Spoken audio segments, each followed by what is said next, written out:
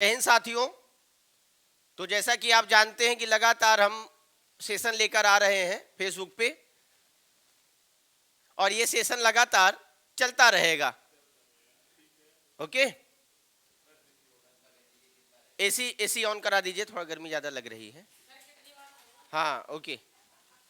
तो चलिए दोस्तों, तो कल हमने मोहम्मद गोरी तक ख़त्म किया था। मतलब कल मुस्लिम आक्रमण या अरब आक्रमण हो रहे थे। अब आज आप देखोगे कि भारत में मुस्लिम साम्राज्य स्थापित हो जाएगा। अरब आक्रमणकारी जो आ रहे थे, मोहम्मद बिन कासिम, महमूद गजनवी, मोहम्मद गोरी, तो अभी तक ये क्रम चलता रहा, अभी आगे भी चलता रहेगा। लेकिन अब भारत में मुस्लिम साम्राज्य स्थापित हो गया, इस्टेब्लिश हो गया। तो उसके पीछे की कहानी समझ लें, बैकग्राउंड समझ लें, ताकि माइंड में पूरा कॉन्सेप्ट आपके क्लियर रहे, कॉन्सेप्ट सेट रहे। और जीएस या खासकर इतिहास रट्टा मारने वाली बात नहीं है। लोग कहते हैं कि हिस्ट्री ज्योग्राफी बड़ी बेवफा, और रात भर पढ़ा सुबेरे सफा। ऐसा नहीं है। पढ़ोगे इतिहास, पढ़ोगे ज्योग्राफी, कॉन्सेप्ट समझोगे, तब आप देखोगे कि इतिहास पर भी आपका कमांड होगा, इतिहास पे भी दूसरे सब्जेक्ट की तरह आपका इंटरेस्ट बनेगा। तो कैसे इतिहास को, हिस्ट्री को हम इंटरेस्टिंग वे में पढ़ें, इंटरेस्टिंग वे में समझें। तो बहुत सारे लोग लाइव हैं, लाइव आ रहे हैं, तो सभी लोगों का स्वागत है, वंदन है, अभिनंदन है, इस्तकबाल करता हूं मैं। और आशा करता हूं कि 45 मिनट 1 घंटे आप क्लास छोड़कर जाएंगे नहीं। अब क्यों नहीं जाएंगे? क्योंकि इतिहास ही मैं ऐसा पढ़ाता हूं। अब कैसा इतिहास पढ़ाता हूं वो आपको अभी जानकारी हो जाएगी। तो आज हम लोग कंटिन्यू करेंगे दिल्ली सल्तनत। दिल्ली सल्तनत ये पहला भारत में स्थापित होने वाला मुस्लिम साम्राज्य है, दिल्ली सल्तनत। अब पूछता है कि दिल्ली सल्तनत में कितने वंशों ने शासन किया?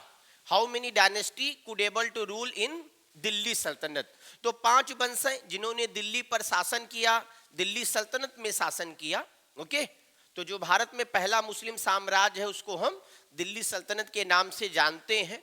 और दिल्ली सल्तनत का जो समय था वो 1206 से लेकर 1206 से लेकर 1526 ईस्वी, जिसको हम एडी बोलते हैं, एन्नो डोमिनी, यहाँ तक था। मतलब मोहम्मद गोरी की डेथ होती है, उसके बाद उसका अपना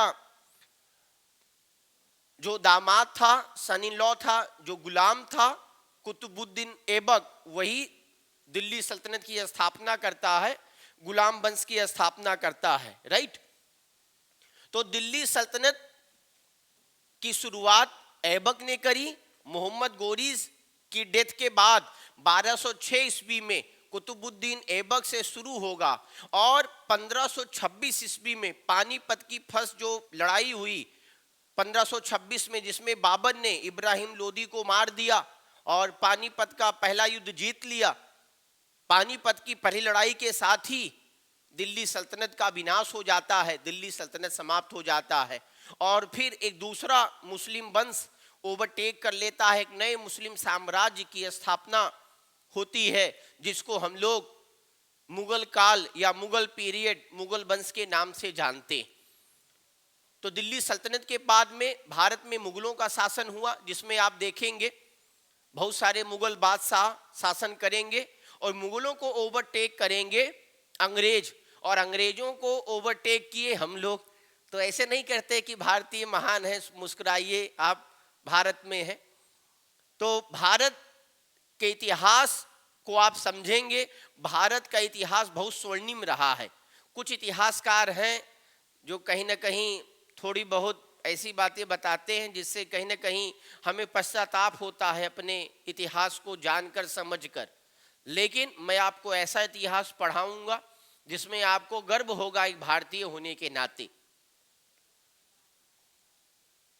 तो 1206 ईस्वी से लेकर 1526 ईस्वी तक का समय दिल्ली सल्तनत के नाम से जाना जाता है। दिल्ली सल्तनत में कुल 5 वंशों ने शासन किया। वो 5 वंश कौन कौन है, तो ये आपको याद रखना है। उनका सीक्वेंस क्या है, उनका ऑर्डर क्या है, इवन यहाँ तक आपके एग्जाम्स में आता है, एग्जाम में पूछा जाता है। तो दिल्ली सल्तनत में पहला जो वंश है उसका नाम है गुलाम वंश, स्लेव डायनेस्टी। पहला जो वंश है उसका नाम है स्लेव डायनेस्टी, गुलाम वंश, स्लेव डायनेस्टी, गुलाम वंश। गुलाम वंश का जो शासन रहा वो कहां से कहां तक रहा, तो ये रहा 1206 से लेकर 1206 ईस्वी से लेकर 1290 ईस्वी तक, 1290 तक का जो समय है वो गुलाम वंश का है, जिसको हम ममलूक वंश या इलबरी वंश के नाम से भी जानते हैं। एक्चुअली जो कुतुबुद्दीन ऐबक था, जो इल्तुतमिश था, वो अपने आप को ममलूक वंश का बताते हैं, उनके बारे में एविडेंस मिलता है, जिससे इसका दूसरा नाम ममलूक वंश कहा जाता है। जबकि बलबन अपने आप को इलबरी मुसलमान बताता था, तो इसलिए इसका तीसरा नाम इलबरी वंश भी है। तो स्लेव डायनेस्टी के अदर्स नेम अगर आपसे पूछे तो आपको बताना है ममलूक वंश या फिर इलबरी वंश, राइट। तो ये 1206 से 1290 ईस्वी तक इसका समय रहा। जो दूसरा वंश है वो है खिलजी डायनेस्टी, खिलजी वंश। खिलजी डायनेस्टी का जो समय है, खिलजी वंश, ये कब से कब तक रहा, 1290 से लेकर 1320 ईस्वी तक, खिलजी वंश। फिर जो थर्ड डायनेस्टी है वो है तुगलक डायनेस्टी, तुगलक डायनेस्टी, तुगलक वंश। और तुगलक वंश सबसे लंबा शासन करता है दिल्ली सल्तनत में, तुगलक वंश। तुगलक वंश का समय 1320 से लेकर 1414 ईस्वी तक है, 1414 एडी ईस्वी। और सेकेंड लास्ट जो डायनेस्टी है उसका नाम है सैयद वंश, सैयद डायनेस्टी, सैयद वंश। सैयद वंश का जो समय है वो है 1414 से लेकर 1451 तक, 1451 तक। और लास्ट है लोधी डायनेस्टी, लोधी डायनेस्टी, लोधी वंश, लोधी वंश 1451 से लेकर 1526 ईस्वी तक है। अब ये 5 वंशों का क्रम आपको याद रखना है। दिल्ली सल्तनत में जो राजा हुए उनको हम सुल्तान के नाम से जानते हैं, इन्होंने सुल्तान की पदवी धारण करी। तो दिल्ली सल्तनत में जितने राजा हैं उनको हम सुल्तान के नाम से जानेंगे। आगे आप पढ़ोगे मुगल काल, पानीपत की पहली लड़ाई के बाद जो राजा होंगे वो बादशाह के नाम से जाने जाएंगे। इसके बाद में सुल्तान की जो परंपरागत पदवी थी उसको त्याग कर बादशाह की पदवी राजा धारण करने लगे। तो अकबर, बाबर, हुमायूं वगैरह ये सब बादशाह के नाम से जाने जाते हैं। जबकि कुतुबुद्दीन ऐबक, बलबन, अलाउद्दीन खिलजी, इब्राहिम लोदी, मोहम्मद बिन तुगलक, ये सब सुल्तान के नाम से जाने जाते हैं। समझ में आया। तो दिल्ली सल्तनत में कुल 5 वंशों ने शासन किया। तो ना याद हो तो एक तरीका है याद करने का कि गुलाब खिले तो सांस लो, ओके। तो गुलाब से गुलाम, खिले से खिलजी, तो से तुगलक, सांस से सैयद, लो से लोदी। गुलाब खिले तो सांस लो। तो 5 वंशों की जो क्रोनोलॉजी है वो आपके माइंड में सेट हो जाएगी, वो आपको याद हो जाएगी। क्लियर हुआ। तो ये 5 वंशों का ऑर्डर सीक्वेंस समझ में आया। अब आप देख के बताइए कि दिल्ली सल्तनत में ऐसा कौन सा वंश है जो सबसे लंबा शासन करता है। Which dynasty could able to rule maximum year and which dynasty could able to rule shortest year। तो सबसे ज्यादा समय किसने शासन किया, मैक्सिमम टाइम पीरियड और शॉर्टेस्ट टाइम पीरियड। तो आपको थोड़ी सी मैथ लगानी पड़ेगी, ओके। और जसबीर सर लाइव है, Jasbir sir, Jasbir Bhardwaj sir math के बड़े टीचर हैं, है ना। तो थोड़ा सा मैथ भी आपको आना चाहिए। और अब तो आप जानते हो कि सीसेट वगैरह में कई सारे ऐसे स्टूडेंट हैं जो क्वालिफाई नहीं कर पा रहे हैं। भाई जीएस उनका बढ़िया हो जाता है और मैथ कमजोर होने के कारण क्वालिफाई भी नहीं कर पाते। तो आप जीएस में मेहनत करिए, लेकिन थोड़ी सी मेहनत आपको एप्टीट्यूड पे भी करनी पड़ेगी, ताकि कम से कम सीसेट आपका क्वालिफाई हो जाए। ओके। और आप जानते हैं कि एचसीएस के भी फॉर्म आ चुके हैं, तो आप लोग जो लोग हरियाणा से बिलोंग करते हो या हरियाणा के एग्जाम्स में इंटरेस्टेड हो, वो हरियाणा सिविल सर्विसेज के फॉर्म भी फिल कर सकते हैं। और यही सिलेबस है जैसे दूसरे राज्यों का सिलेबस है, बस आपको हरियाणा स्पेशल और एक्स्ट्रा पढ़ना है बस। और एक भारतीय होने के नाते आपको वैसे भी सभी राज्यों के बारे में जानकारी होनी चाहिए। वहाँ की जो राजनीतिक स्थिति है, जो भौगोलिक स्थिति है, जो सामाजिक धार्मिक राजनीतिक स्थिति है, उसके बारे में पता भी होना चाहिए एज अ एक सिविल एस्पिरेंट। ओके। और अगर आप फॉर्म भरते हैं तब तो आपको जानकारी बढ़ाना ही पड़ेगा आपको। तो ये 5 वंश हैं। अब तो मैक्सिमम शासन किसने किया? तुगलक ने मैक्सिमम शासन किया। How many years? 94 इयर्स। 94 साल शासन रहा किसका? तुगलक वंश का। और सबसे कम शासन किसका है? तो खिलजी वंश ने सबसे कम शासन किया, 30 साल। शॉर्टेस्ट टाइम पीरियड है। और ये 2 पॉइंट आप याद रखना, कम ज्यादा। सबसे ज्यादा शासन तुगलक वंश का रहा, सबसे कम शासन खिलजी वंश का रहा। 94 ईयर मैक्सिमम शासन और 30 इयर्स मिनिमम टाइम पीरियड है। फिर पूछेगा कि कुल कितने सुल्तान हुए दिल्ली सल्तनत में? तो कुल अगर हम किंग की बात करें, नंबर ऑफ किंग की बात करें, कुल राजाओं की बात करें, तो कुल 31 राजा सुल्तान राज करते हैं किसमें? दिल्ली सल्तनत में।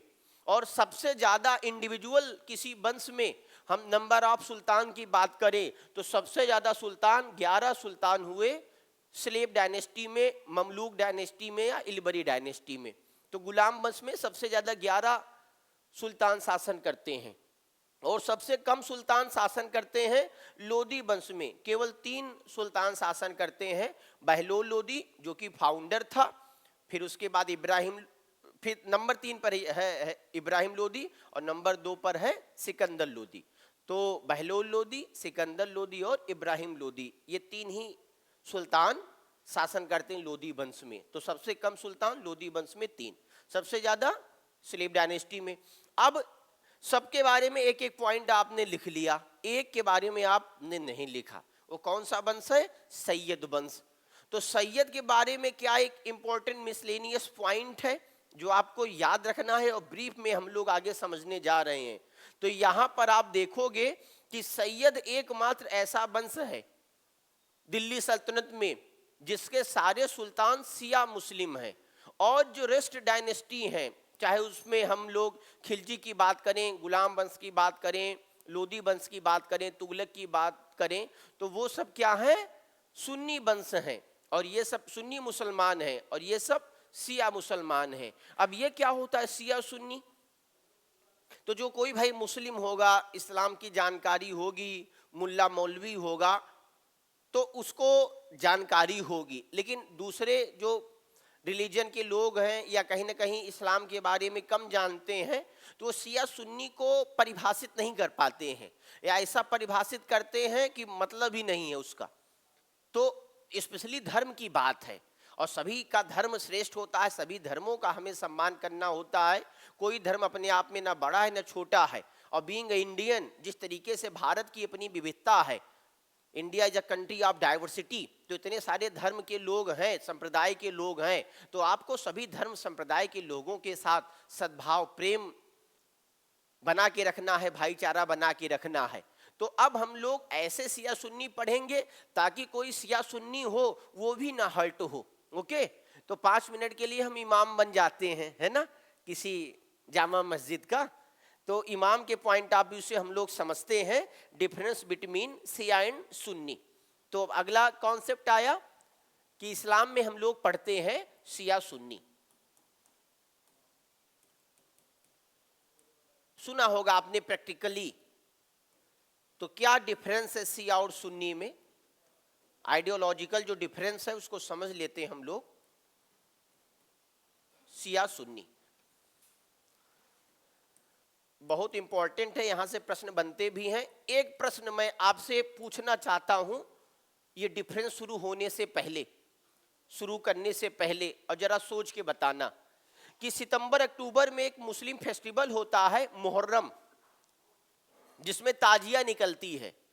तो मुहर्रम में जो ताजिया निकलती है उसमें कौन सा संप्रदाय पार्टिसिपेट करता है, शिया या सुन्नी? भाई मुहर्रम एक फेस्टिवल है, त्योहार है, किसका?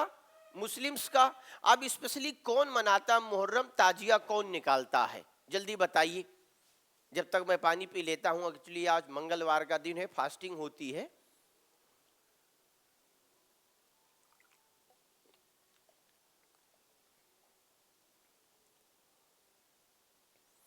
बहुत सारे लोग लाइव हैं और सभी का मैं इस्तकबाल करता हूं, शुक्रिया अदा करता हूं कि आप जैसे ज्ञानियों के बीच में मुझे महत्व मिला, इम्पोर्टेंस मिली, और कम से कम आप मुझे देख रहे हैं, सुन रहे हैं। एक एक मिनट, 4-4 मिनट, 5-5 मिनट सबके बड़े कीमती हैं। तो लोग मतलब कहीं ना कहीं इतना बिजी शेड्यूल होता है कि इंटरटेनमेंट करना चाहते हैं, एंटरटेन करना चाहते हैं अपने आप को, लेकिन हम जैसे शिक्षक के साथ, साथी के साथ अगर आप इंटरटेन कर रहे हैं तो कहीं ना कहीं ये आपकी महानता है, मेरी प्रसन्नता का विषय है।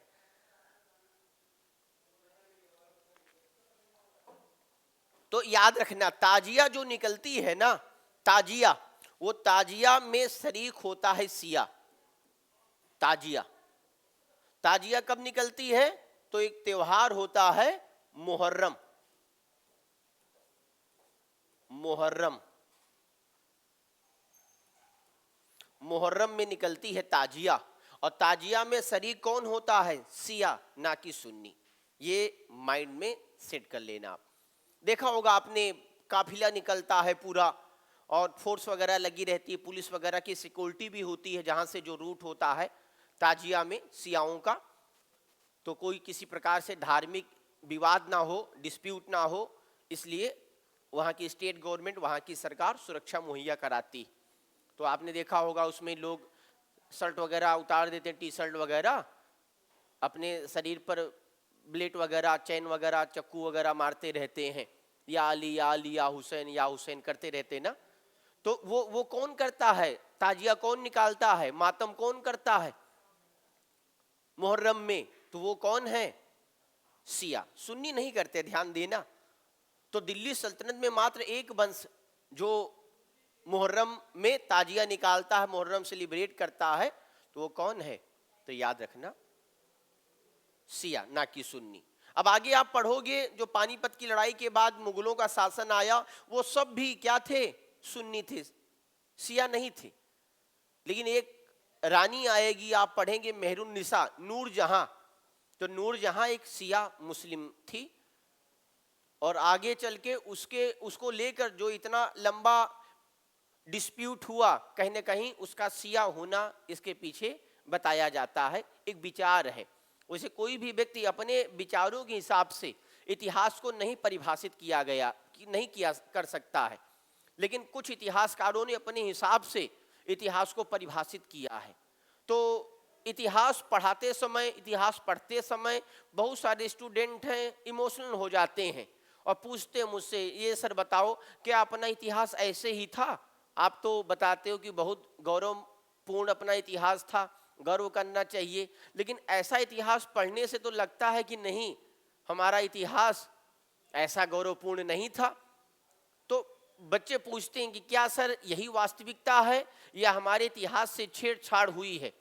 तो यार, being a history faculty, being a history scholar, मेरा जो अपना व्यू है कि मैं भी आपकी बात से सहमत हूं कि हमारे स्वर्णिम इतिहास में कहीं ना कहीं हमारा जो इतिहास रहा है वो स्वर्णिम रहा है, और हमारे इतिहास के साथ थोड़ी बहुत छेड़छाड़ हुई। ओके, इतिहासकारों ने अपने हिसाब से हमारे इतिहास को परिभाषित किया या परिभाषित करने का प्रयास किया। तो समय के साथ इतिहास में थोड़ा सा बदलाव होना चाहिए। तो मैं भी एक इतिहास की किताब लिख रहा हूं, आज ही मेरी स्टैटिक जीके की किताब मार्केट में आई है, और जल्द ही मेरा जो इतिहास की जो किताब है वो भारतीय इतिहास दर्शन, वो शायद होली तक पब्लिश हो जाए। तो उसमें आप देखेंगे कि कहीं ना कहीं जो वास्तविक इतिहास है, जो गौरवपूर्ण इतिहास है, उसको वास्तविक प्रस्तुत करने का प्रयास किया गया है। तो मुहर्रम ताजिया, तो ताजिया कौन निकालता? शिया निकालते हैं। डिफरेंस क्या है शिया सुन्नी का? तो बीच में अभी आपने एक डिस्प्यूट सुना होगा, नूपुर शर्मा बीजेपी स्पीकर, और उन्होंने वो बोल दिया ना मोहम्मद साहब के ऊपर कमेंट, तो बाद में बहुत देखिए बवंडर हुआ देश दुनिया में। वैसे किसी धर्म के अगर कोई व्यक्ति भगवान है, धार्मिक पोस्ट है, पद है, तो उस पर भाई टीका टिप्पणी करने से बचना चाहिए, ओके? क्योंकि किसी भी व्यक्ति की धार्मिक भावनाओं से खेलने का हमें आपको हक नहीं है। तो सुना होगा आपने मोहम्मद साहब, तो जो मोहम्मद साहब थे ना, वो प्रॉफिट थे, पैगंबर थे। मोहम्मद साहब प्रॉफिट थे, पैगंबर थे, इस्लाम के अंतिम पैगंबर माने जाते हैं। पहले जो पैगंबर थे वो आदम थे, सुना होगा। तो ये लास्ट थे, और फर्स्ट जो थे वो आदम थे। इस्लाम के अनुसार पृथ्वी पर सबसे पहले आदम और ईब आए। आदम मेल है, आदमी है, पुरुष है, और ईब जो है वो महिला है। उन्हीं से पूरी सृष्टि का विकास होता है, ऐसा मानना है इस्लाम का। आदम और ईब ने पूरी सृष्टि का विकास किया, राइट? तो पहले प्रॉफिट, पहले पैगंबर कौन है? हाँ, 5 मिनट। तो पहले पैगंबर कौन है? आदम है। और अंतिम पैगंबर प्रॉफिट कौन है? मोहम्मद साहब है इस्लाम में। एक्चुअली इस्लाम में 4 पद होते हैं। रिलीजियस पदों की बात करें, रिलीजियस पोस्ट की बात करें, सबसे बड़ा अल्लाह होता है, अल्लाह के बाद में होता है प्रॉफिट पैगंबर, फिर आता है नाम खलीफा का, फिर होता है सुल्तान, ओके? फिर भी बहुत पोस्ट होती हैं, ऐसा नहीं है। इमाम, मुल्ला, मौलवी जो होते हैं, काजी, ये सब भी धार्मिक पद हैं, ऐसा नहीं है। तो शिया सुन्नी का डिफरेंस हम लोग समझ लेते हैं। तो शिया सुन्नी का डिफरेंस आदम से नहीं शुरू हुआ, बल्कि मोहम्मद साहब के बाद शुरू हुआ। अब ध्यान से समझना, 5 मिनट, एकदम आपको महात्मा बुद्ध बन जाना है, समझिए कि एकदम शून्य हो जाइए, तब ये समझ पाएंगे टॉपिक। तो मोहम्मद साहब अंतिम पैगंबर हैं, आदम पहले पैगंबर हैं, और मोहम्मद साहब के मृत्यु के बाद ही ये खलीफा प्रथा शुरू हुई। भाई ये क्या थे? ये तो प्रॉफिट थे ना, पैगंबर थे, पैगंबर थे। और इनके बाद क्या शुरू हुआ? मोहम्मद साहब के बाद खलीफा प्रथा शुरू हुई, खलीफा प्रथा शुरू हुई, राइट? कौन सी प्रथा शुरू हुई? खलीफा प्रथा शुरू हुई। अब वो मुस्लिम जो मानते हैं कि मोहम्मद साहब का उत्तराधिकारी कौन है? अली है। कौन है? अली है। वो मुसलमान जो मानते हैं कि मोहम्मद साहब की डेथ के बाद उनका जो सक्सेसर हुआ, उनका जो उत्तराधिकारी हुआ, वो कौन हुआ? अली हुआ। तो उन मुस्लिम को बोलेंगे हम लोग शिया। और जो मुस्लिम ये मानते हैं कि भाई मोहम्मद साहब का उत्तराधिकारी अली नहीं, बल्कि कौन है? अल बकर है। कौन है? अल बकर या अल बकर। वो कौन है? वो सुन्नी है। समझ पाए आप? 2 पॉइंट समझिए। पहला पॉइंट, वो मुस्लिम जो मानते हैं कि मोहम्मद साहब का उत्तराधिकारी अली है, वो शिया है। जो मानते हैं कि मोहम्मद साहब का उत्तराधिकारी अल बकर है, वो सुन्नी है। दूसरा क्या है कि जो मुस्लिम मानते हैं कि हमारा खलीफा, भाई खलीफा पद कहां से शुरू हुआ? मोहम्मद साहब के बाद शुरू हुआ। 630 में मोहम्मद साहब मर गए और वहां से फिर खलीफा प्रथा शुरू हुई। तो जो मुस्लिम मानते हैं कि हमारा खलीफा कौन है? अली है। कौन है? अली है, वो है शिया।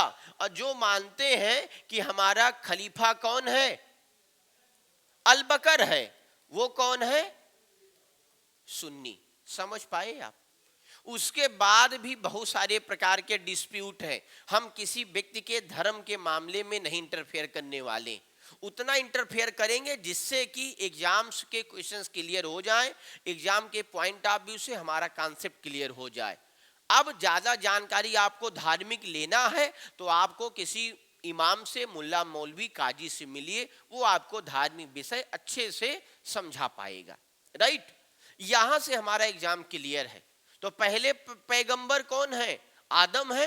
अंतिम पैगंबर मोहम्मद साहब। मोहम्मद साहब के मरने के बाद खलीफा प्रथा शुरू हुई। जो मुस्लिम मानते हैं कि मोहम्मद साहब का उत्तराधिकारी अली है, वो शिया है। जो मुसलमान मानते हैं कि हमारा खलीफा अली है, वो शिया है। जबकि जो मुसलमान मानते हैं कि मोहम्मद साहब का सक्सेसर, उत्तराधिकारी कौन है? अल बकर है।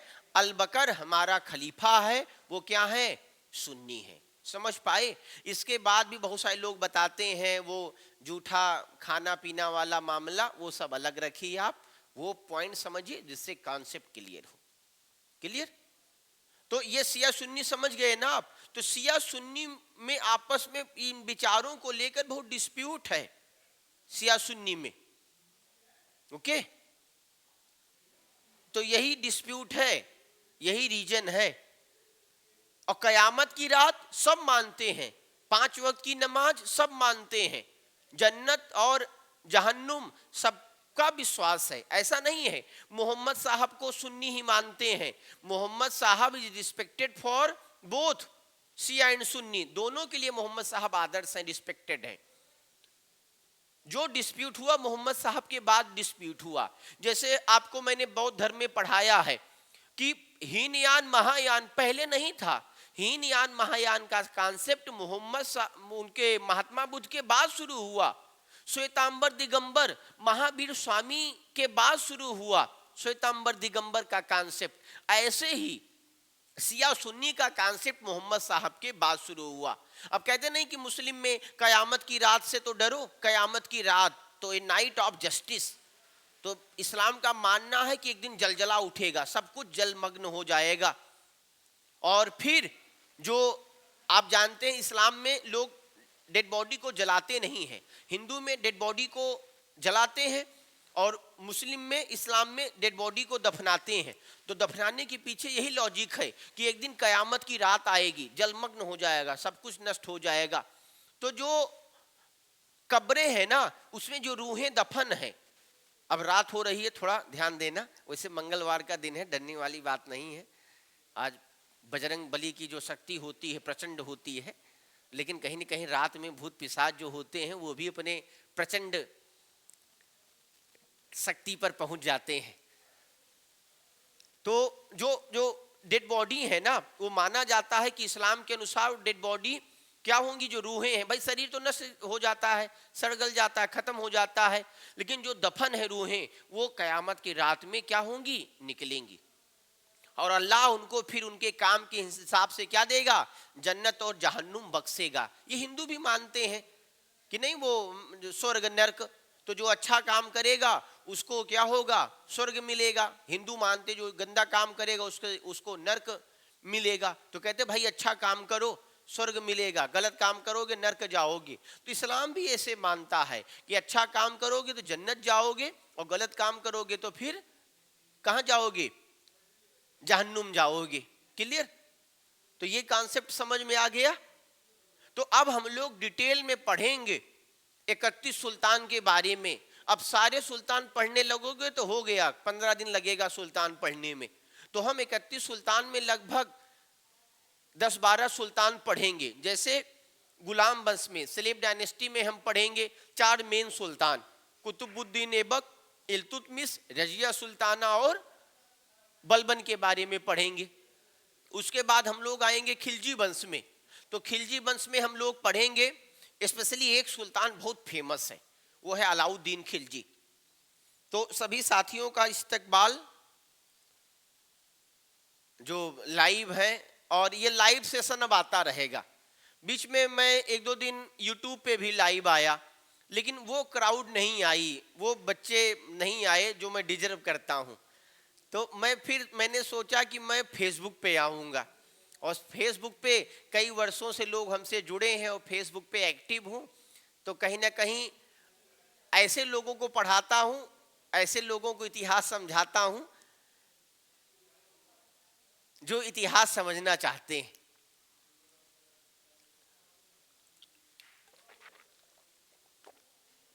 तो खिलजी वंश में हम लोग एक सुल्तान पढ़ते हैं अलाउद्दीन खिलजी, फिर हम लोग आएंगे तुगलक वंश के बारे में। तुगलक वंश में नियम से दो सुल्तान बड़े इंपॉर्टेंट हैं। एक है मोहम्मद बिन तुगलक, जिसको पागल सुल्तान, पागल बादशाह कहा जाता है, और एक है उसका चचेरा भाई, उसका भाई फिरोज शाह तुगलक। अब याद रखना, वो पागल नहीं था मोहम्मद बिन तुगलक, बस उसका दिमाग खराब था और उसने ऐसे ऐसे काम किए ना जो पागलपन वाले काम थे। और कहीं न कहीं उन सब में आप देखोगे कि जनता ने, उनके लोगों ने भी कुछ नीतियों में, पॉलिसी में साथ नहीं दिया, और कुछ में किस्मत खराब थी। तो किस्मत का भी बड़ा रोल होता है, ध्यान देना भाई। आप बहुत मेहनत करिए, तभी तभी कभी कभी क्या होता है, तब भी आपका सिलेक्शन नहीं हो पाता है। बढ़िया तैयार है, आपका सब्जेक्ट पे कमांड है, और वो सारे क्वेश्चन आए जो आपने पढ़ा ही नहीं कभी। और कभी कभी क्या होता है, आपने बहुत कम पढ़ा, 2-3 दिन 4 दिन रह गया, फिर आपने रिवीजन करना शुरू किया, और पता है वही ज्यादा आ गए जो आपने 3-4 दिन से रिवीजन किए। तो किस्मत भी कुछ होती है, ऐसा नहीं कि किस्मत बहुत कुछ होती है। किस्मत का रोल होता होगा 5%, और मेहनत जो होती है वो 95%। तो 95% को आप तवज्जो, प्राथमिकता दोगे ना। फिर आता है चौथा वंश, जिसको हम बोलते हैं सैयद वंश। सैयद वंश में कोई खास सुल्तान नहीं रहा जो कहीं ना कहीं प्रभाव छोड़ पाया हो इतिहास में। एक ही सुल्तान है जो तैमूर का सेनापति था, खिज्र खां, जिसने भारत में सैयद वंश की स्थापना करी।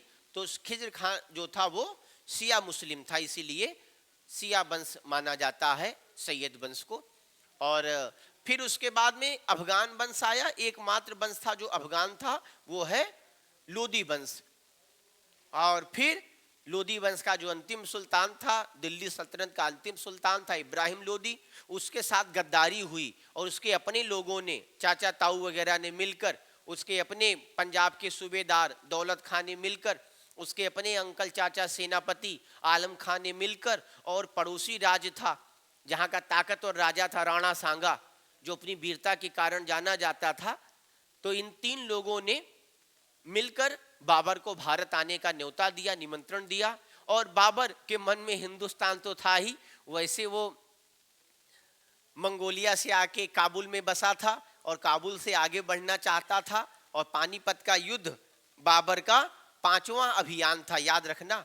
पानीपत की लड़ाई बाबर का पहला युद्ध नहीं था, बल्कि it was 5th campaign of Babur. Babur ने भारत में 4 लड़ाइयां लड़ी, बड़ी लड़ाइयां। आगे बताऊंगा आपको, पानीपत की पहली लड़ाई, फिर खानवा की लड़ाई, फिर आप देखोगे चंदेरी की लड़ाई, फिर आप घाघरा का युद्ध। तो इस तरीके से 4 बड़ी लड़ाइयां हैं। तो पानीपत की लड़ाई में या बाबर जो अपने आप को स्थापित कर सका, उसके पीछे बड़ा कारण था इब्राहिम लोदी के अपने साथियों ने गद्दारी करी अपने वतन से, अपने भाई भतीजे से, अपने परिवार से, जिससे बाबर भारत में सफल हो सका। और पहली बार उत्तर भारत में तोपों का आविष्कार हुआ, बारूद का आविष्कार हुआ, बारूद का प्रयोग हुआ, तोपों का प्रयोग हुआ। ऐसा नहीं कि इंडिया में बोल दोगे, इंडिया में साउथ में हो गया था बारूदों का आविष्कार, तोपों का आविष्कार, लेकिन यहाँ पर पहली बार तोपों का यूज हुआ, बारूद का प्रयोग हुआ। और बारूदों से, तोपों से हमारी जो सेना थी, इब्राहिम लोदी की सेना थी, वो टिक नहीं पाई, और फिर कहानी खत्म। तो ये दिल्ली सल्तनत के का इंट्रोडक्शन था, 5 वंशों का इंट्रोडक्शन था। और अब हम लोग एक एक वंश करके पढ़ेंगे। हमारा ये प्रयास है कि हम पूरा इतिहास आपको फ्री ऑफ कॉस्ट, चाहे आप इंटरेस्टेड हो या ना हो, जबरदस्ती आपको हम पूरा इतिहास पढ़ाएंगे, या मैं प्लेटफॉर्म पे पूरा इतिहास पढ़ाऊंगा। और इसी के साथ मैं अपनी वाणी को विराम करता हूं। एक बार फिर से आप सभी साथियों का इस्तकबाल करता हूं, अभिनंदन वंदन करता हूं कि आप लोग आधा घंटा 1 घंटा अपने बुद्धिजीवी वर्ग में हमें भी शामिल किए, मेरा भी प्रवचन सुने, और ये प्रवचन चलता जाएगा। अब इसका होम कब होगा, हवन कब होगा, वो राम जाने, नहीं। तो थैंक यू सो मच, शुभ रात्रि, और मिलते हैं हम लोग कल फिर। टाइम अभी मत पूछिएगा, शाम का ही टाइम रहेगा, फिर भी मान के चलिए 9 बजे 7 बजे के करीब, और हम लोग मिलते हैं फिर नेक्स्ट क्लास में। अपने चैनल का नाम है dream job with Tiwari sir. Thank you.